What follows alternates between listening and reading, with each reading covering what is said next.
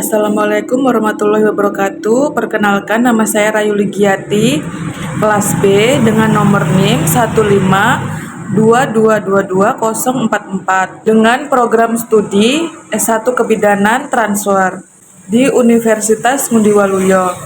Di sini saya akan membuat video tentang konseling dan edukasi pada ibu pra pemasangan AKBK atau alat kontrasepsi bawah kulit atau implan.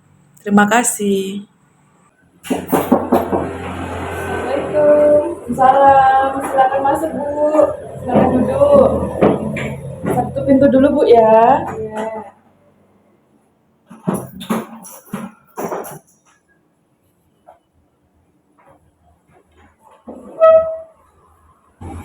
Perkenalkan, Bu, nama saya Bidan Yuli. Saya jaga hari ini. Ini dengan Ibu siapa ya? Ibu Rina. Umurnya Ibu sekarang berapa? 25. Jadi gimana, Bu? Ada yang bisa saya bantu atau ada keluhan? Saya kesini mau ganti KB. Oh, ganti KB. Sebelumnya pakai KB apa, Bu? KB pil. Oh, KB pil ya. Anaknya Ibu sekarang berapa? Sudah 3. 3 ya? Yang terakhir umur berapa? 1 tahun. 1 tahun. Jadi gimana, Bu? Apa yang bisa dibantu atau ada keluhan? Saya kesini mau ganti KB. Oh, ganti KB. Sebelumnya KB pil ya? Iya. Pil. Iya, Bu, karena anaknya Ibu sudah 3, baru yang terakhir 1 tahun ya. Kenapa Ibu kok pengen ganti KB nih? Kalau KB pil kan nanti takut lupa minumnya. Takut lambat ya, takut lambat juga. Iya, Bu, memang seharusnya harus pakai yang KB jangka panjang. Kalau KB yang jangka panjang itu biasanya KB apa? Kalau jangka panjang itu biasanya bisa pakai KB susu. Biasanya Ibu pernah dengar yang istilah KB susu itu, Bu? Pernah dengar biasa tetangga-tetangga bicara. Oh, biasanya tetangga bicara KB susu, Bu, ya? Iya. Kalau gitu saya jelaskan dulu, Bu, ya, tentang apa itu KB susu. Kalau kita nyebutnya itu alat kontrasepsi bawah kulit atau implan. Baik, kalau begitu saya jelaskan dulu pengertiannya.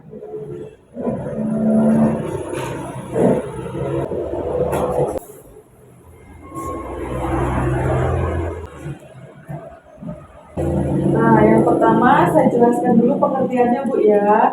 Pengertian implan itu atau susu biasanya disebutnya itu adalah alat kontrasepsi dengan metode yang dipasang di lengan kiri atau di lengan yang biasanya jarang Ibu gunakan untuk kerja. Cuma kebanyakan kita pasangnya di sebelah kiri karena kan kalau tangan kiri kan jarang orang pakai untuk angkat-angkat berat untuk kerja, Bu, ya. Nah, itu.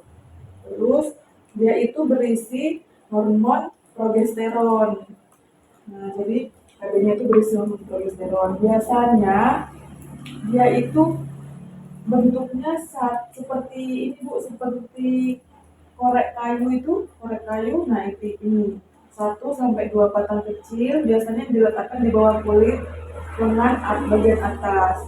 Nah, untuk cara kerjanya sendiri yaitu yang pertama mengentalkan lendir serviks atau lendir di mulut rahimnya Ibu sehingga menurunkan kemampuan sperma untuk mencapai pertemuan dengan sel telurnya Ibu. Nah, terus yang kedua menghambat transportasi gamet atau tuba.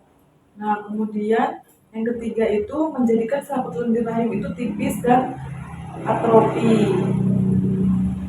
Nah, selanjutnya untuk yang bisa atau indikasinya, Bu, ya, yang bisa dipasangkan KB susuk ini yang seperti apa?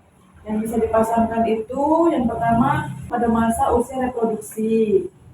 Jadi yang masih usia-usia subur, nah itu boleh pakai. Nah, kemudian yang kedua saat menyusui itu Jadi meskipun ibu menyusui, ibu boleh pakai KB susu.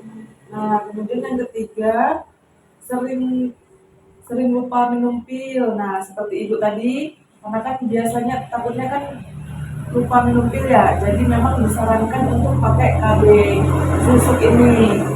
Nah, terus yang keempat, tidak dapat menggunakan kontrasepsi yang mengandung estrogen. Jadi kadang ibu itu nggak cocok pakai suntik yang mengandung estrogen, jadi ibu bisa pakai yang KB implan ini.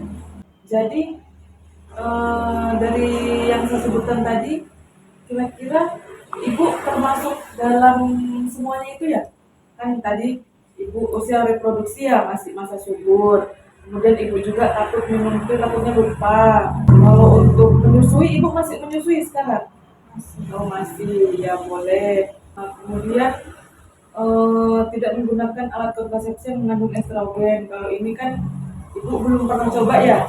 Cuma kan yang dalam tiga tiga kategori tadi kan ibu masuk. Jadi ibu boleh pakai KB implan ini atau KB susu. Nah selanjutnya kontraindikasi atau yang tidak bisa memakai KB implan ini.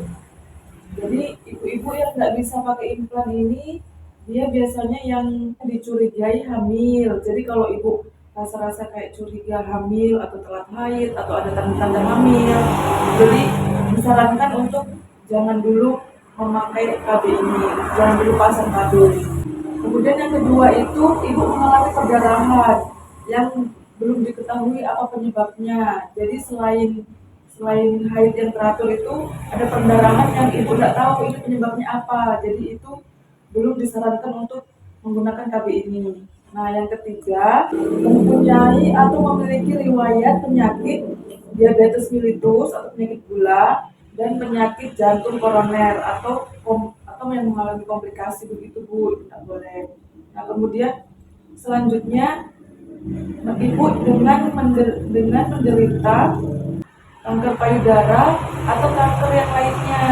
Nah, jadi semuanya itu yang tidak disarankan untuk memasang KB implan ini. Nah, selanjutnya untuk keuntungannya Bu ya, keuntungan memakai KB susuk ini yang pertama itu efektivitasnya tinggi. Terus dia ini jangka panjang.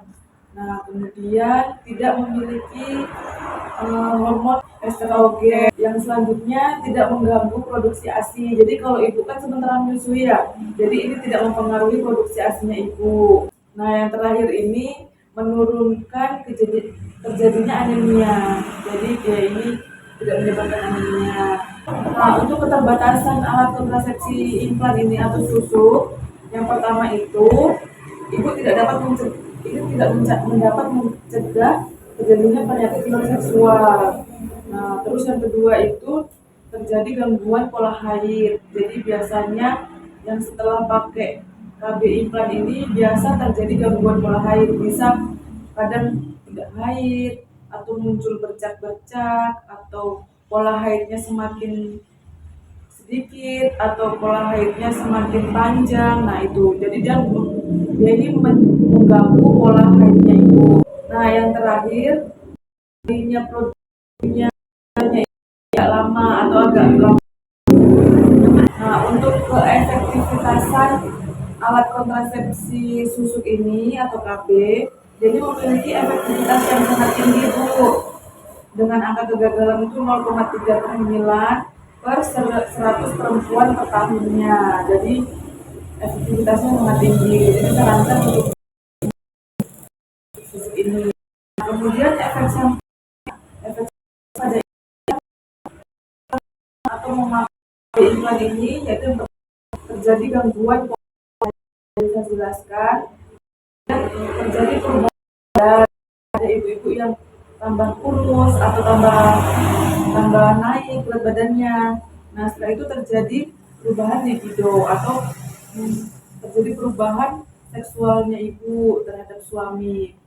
Nah yang keempat itu timbul jerawat. Kadang ada juga ibu-ibu yang setelah pakai KB ini kadang timbul jerawat. Nah itu efek sampingnya Bu ya. Tapi tidak semua ibu-ibu yang pakai KB ini mengalami efek samping ini. Nah, untuk waktu pemasangan KB ini bisa saat siklus haidnya Ibu. Kalau sekarang ini Ibu sudah selesai haid atau sementara haid? Masih sementara Oh, sementara haid ya.